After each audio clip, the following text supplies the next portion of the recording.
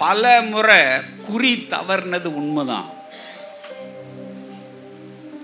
பயிற்சி களத்துல பல நேரம் குறி தவறுனது உண்மைதான். ஆனா யுத்த களத்துல ஒரு முறை கூட என் குறி தவறுனதே இல்லை. Yes, this is training. Yes, அதுதான் பயிற்சி. கோலியாத்து ஒரே அடியில விழுந்தானா? விழுந்தான்.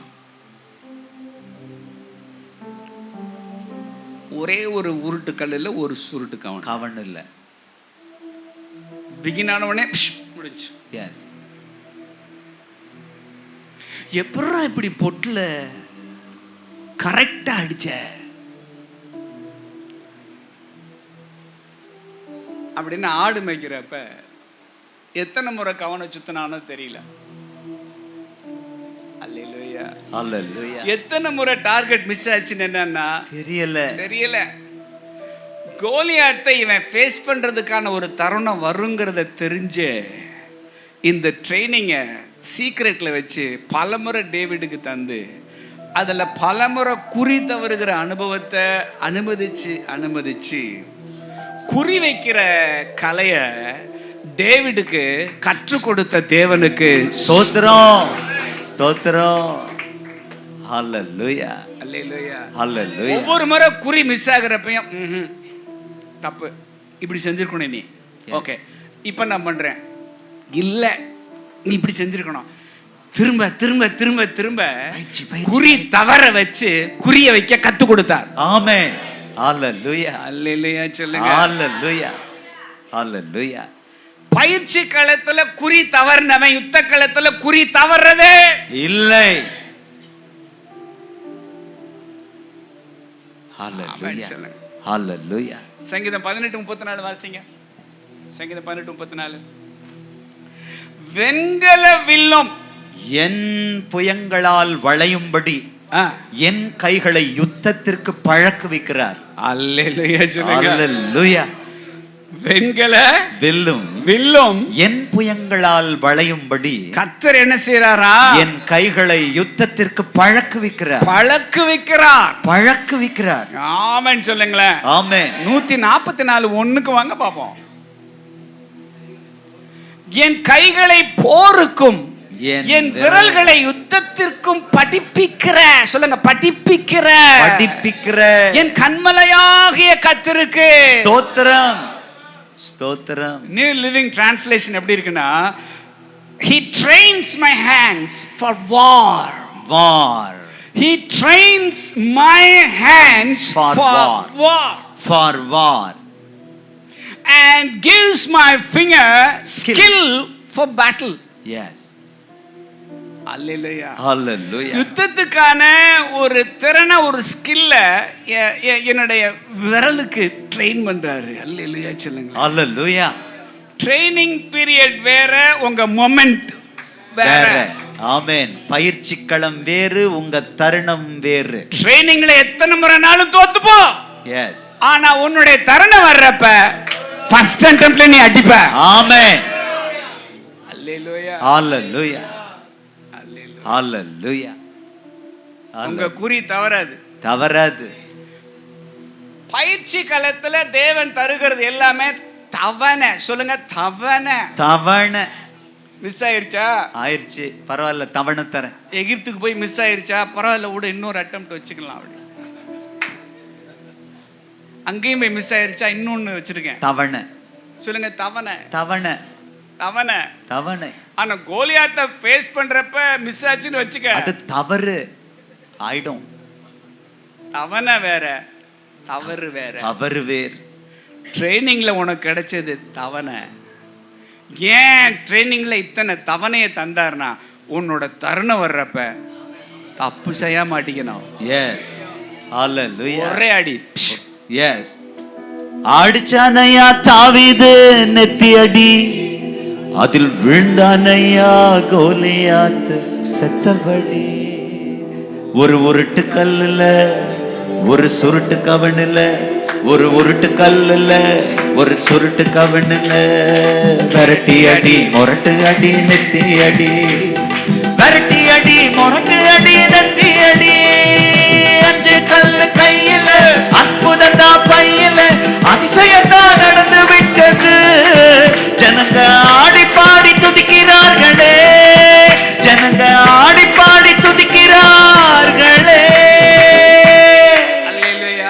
ஹalleluya. ஆண்டவர் தீர்க்க தரிசனமா ஒரு வேர்டு உள்ள போடுறாரு.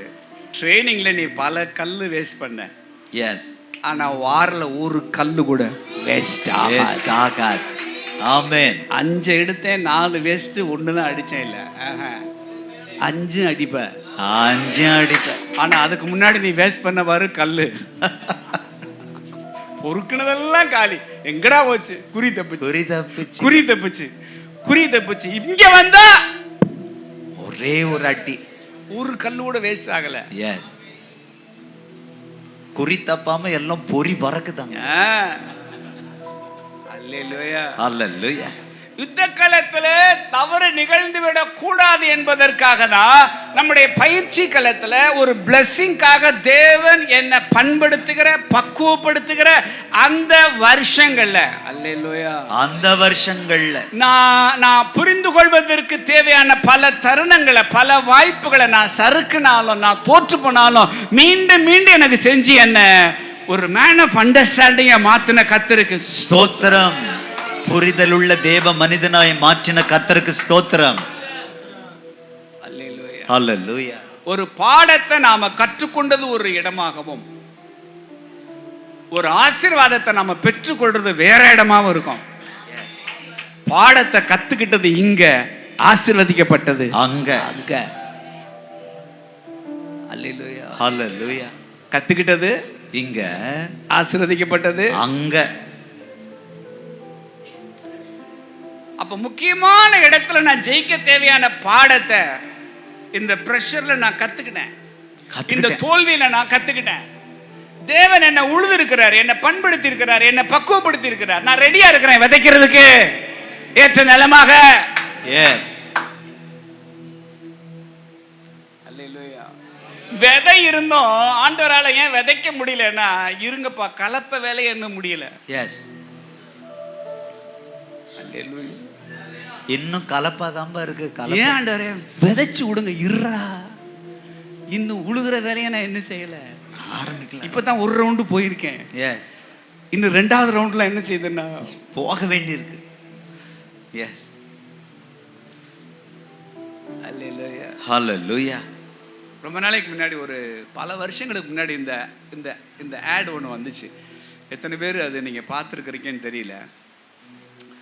ஒரு அப்பா வந்து தன்னோட மகனுக்கு இந்த பாஸ்கெட் பால் விளையாடுறதுக்கு ட்ரைனிங் கொடுத்துட்ருப்பார்.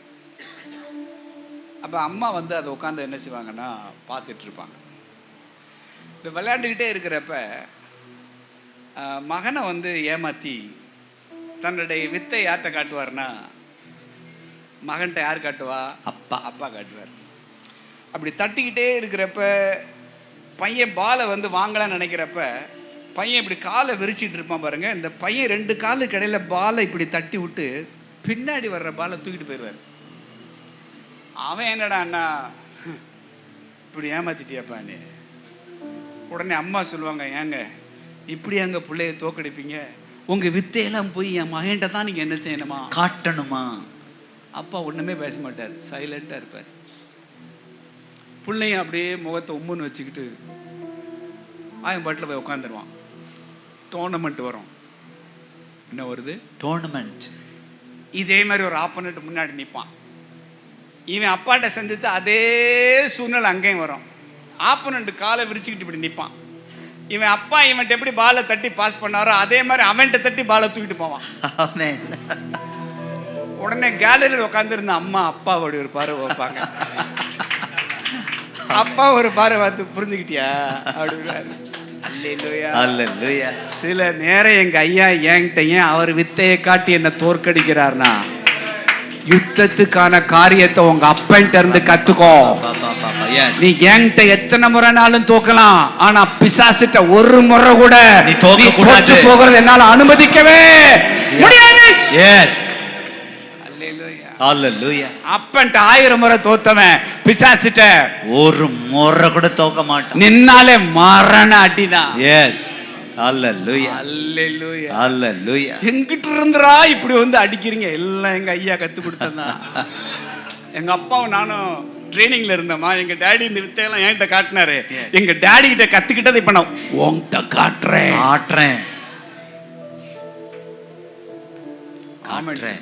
ஆமென். பயிற்சி களத்துல அப்பாட்ட தோற்று போறோம், ஆனா யுத்த களத்துல பிசாசு என்கிட்ட தோத்து போறான். அல்லேலூயா. அல்லேலூயா. நம்மள தோற்கடிச்சு எங்க ஐயா சந்தோஷப்படுறவர் இல்ல. ஜெயிக்கிறதுக்கு தேவையான ஒரு காரியத்தை இதுல இருந்து நீ என்ன செஞ்சுக்கோ, கத்துக்கடா.